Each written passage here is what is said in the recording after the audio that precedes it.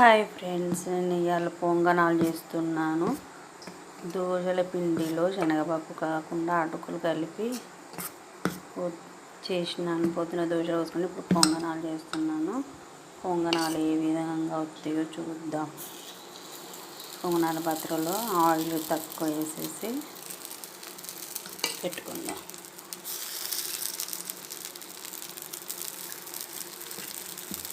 ఇందులో ఉల్లిపాయలు, పచ్చిమిర్చి అన్నీ కలుపుకోవచ్చు పొంగనాల దాంట్లో.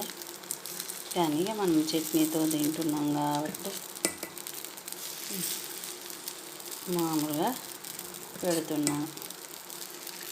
ఏ విధంగా కాలుతాయో చూద్దాం. ఈ విధంగా పొంగనాలన్నీ తిప్పుకొని కాల్చుకోవాలి, ఎర్రగా కాల్చుకోవాలి. మొత్తం ఇట్లా తిప్పుకోవాలి. పొంగనాలు రెడీ. ఈ వీడియో నచ్చినట్లయితే లైక్ చేసి షేర్ చేయండి. బాయ్.